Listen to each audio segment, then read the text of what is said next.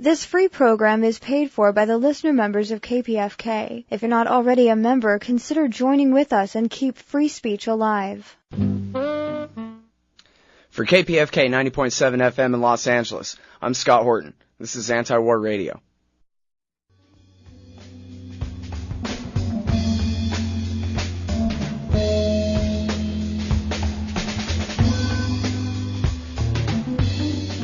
All right, y'all, welcome to the show. This is Anti-War Radio, Pacifica 90.7 FM in Los Angeles, 90-something point, all kinds of things all across Southern California. I am Scott Horton. I have archives of my interviews going all the way back to 2003 at scotthortonshow.com, more than 1,500 interviews there, and approximately that number at antiwar.com/radio. Keep all my foreign policy interview archives there for your listening enjoyment. And now, this week marked the 69th anniversary of the Pearl Harbor attack. And around this time of year, I always like to interview Robert Stinnett. He is a fellow at the Independent Institute. He's a biographer of George Bush Sr., author of the book George Bush, His World War II Years, and wrote in 1999, Day of Deceit, The Truth About FDR and Pearl Harbor. Welcome to the show, Robert. How are you doing, sir? Doing fine, and thank you for inviting me. Well, I really appreciate you spending time with us tonight on the show.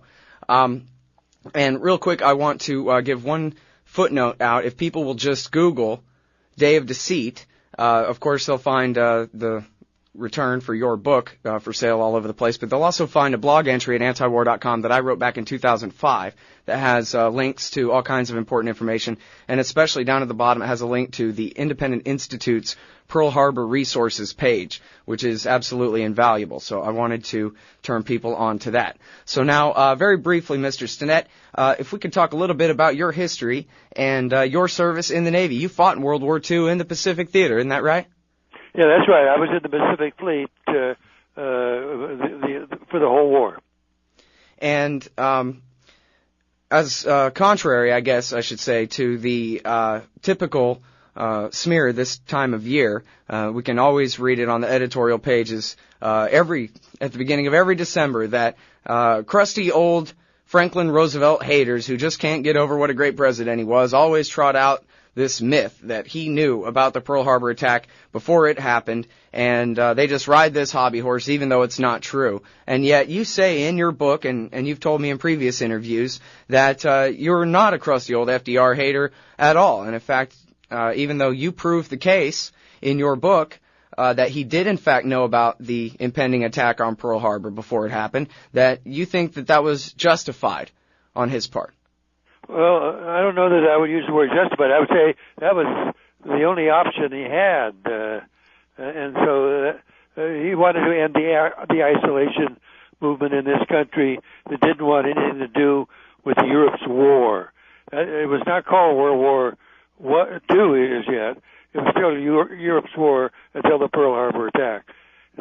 So he adopted a Navy plan to get Japan to attack us at Pearl Harbor, and it was a backdoor approach to war, really, with Germany.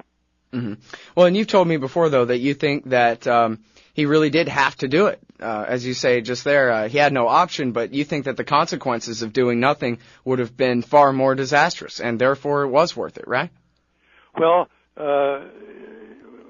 what was happening in 1940 when he adopted this, in October 1940, Germany was bombing London daily and nightly and was assembling invasion forces to invade England, and they surely would have overpowered the English and seized the British fleet and then merged it with the Nazi Navy, and they could have come over here and threatened the United States. We've got English possessions in Bermuda, in the Caribbean, and so forth.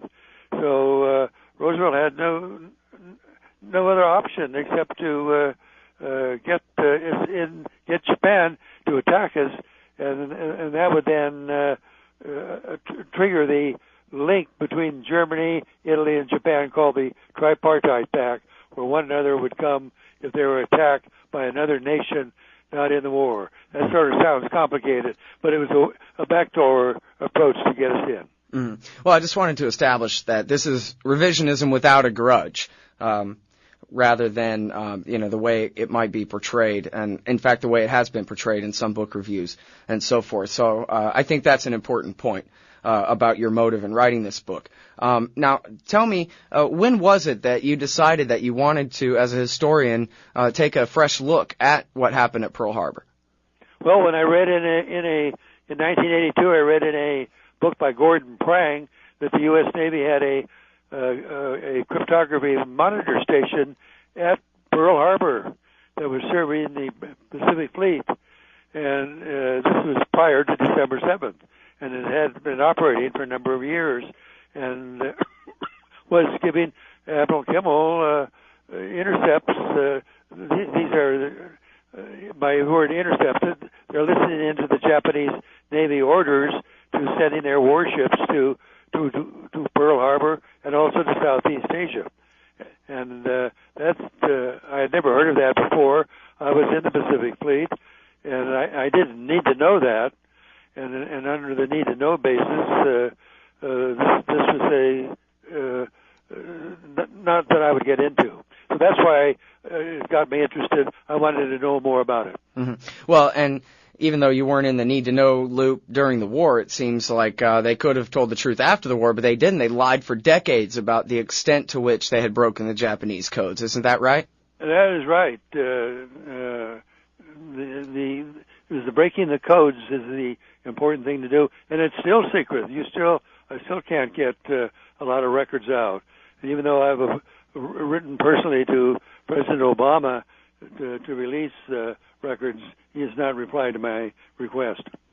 All right. It is Anti-War Radio on Pacifica, 90.7 FM in Los Angeles, and I'm speaking with Robert Stinnett, author of the book Day of Deceit, The Truth About FDR and Pearl Harbor. And now, ever since John T. Flynn and maybe even before that, there have been people who accused Franklin Roosevelt of having prior knowledge of that attack and turning a blind eye to it. But the case was really closed to you with the final Freedom of Information Act dump in 1999, correct? What was it that you found in there that was the ironclad proof that you thought would be the capstone to your book, Day of Deceit?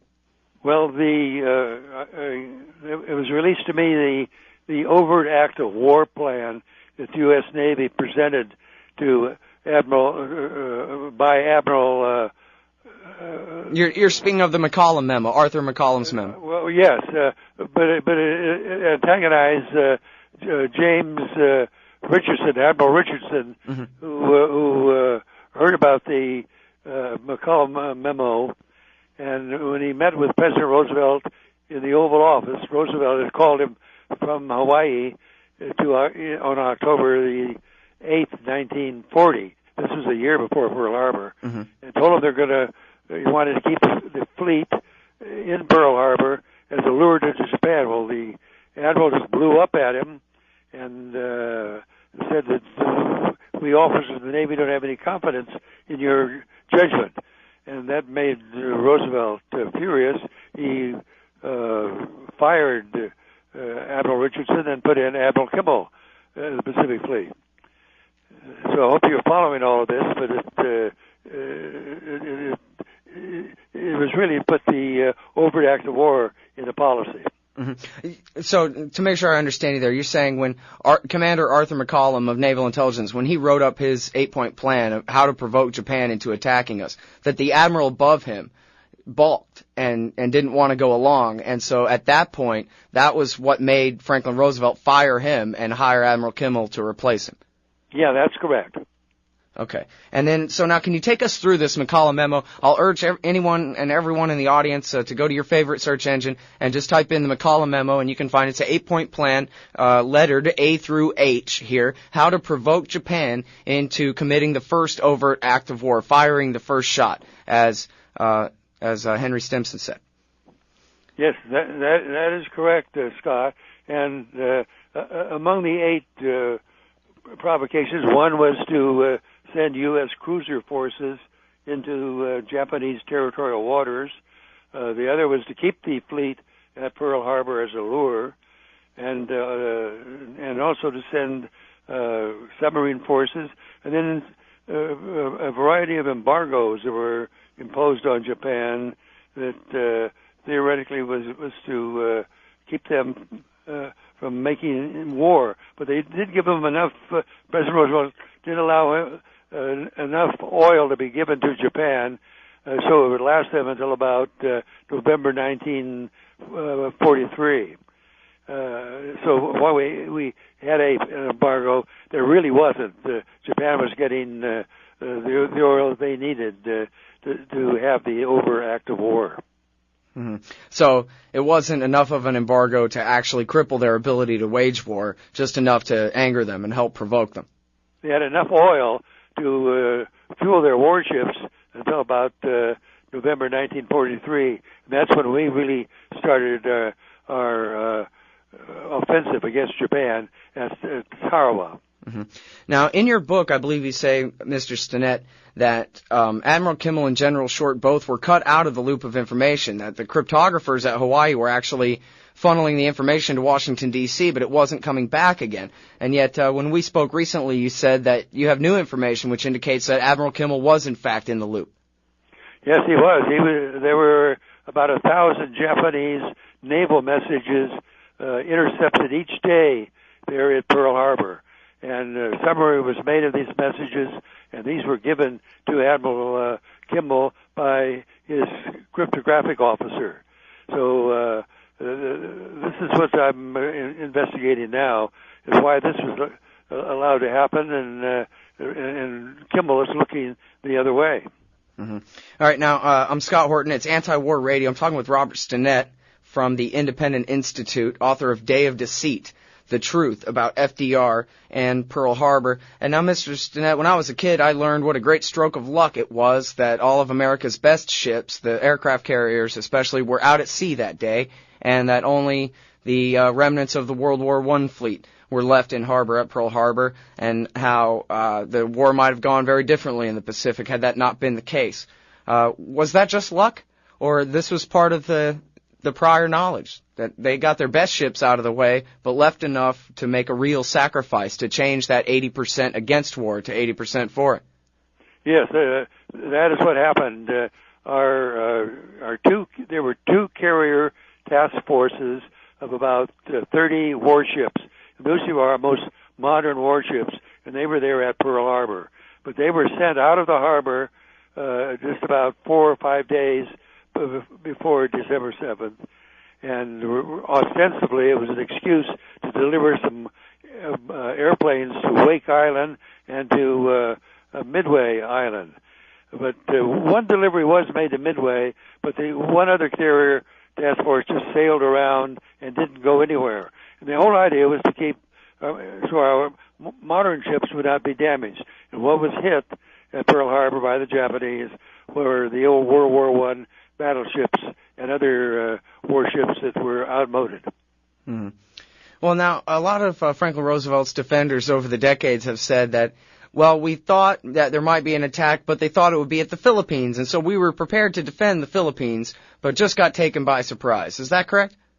Well, no, because you see, the monitor station, the cryptography station at Pearl Harbor, was also had radio direction finders aimed at the Japanese warships, so we knew where they were, and we had points in Alaska and on the west coast of the United States that we could pinpoint them in the North Pacific, and that's what was done beginning on November 26, 1941, and Washington, once they realized that the Japanese fleet was heading towards Pearl Harbor and was in the North Pacific, they declared it a vacant sea, which kept all warships out of the vacant sea, meaning American warships and British warships. The only warships allowed were the Japanese warships that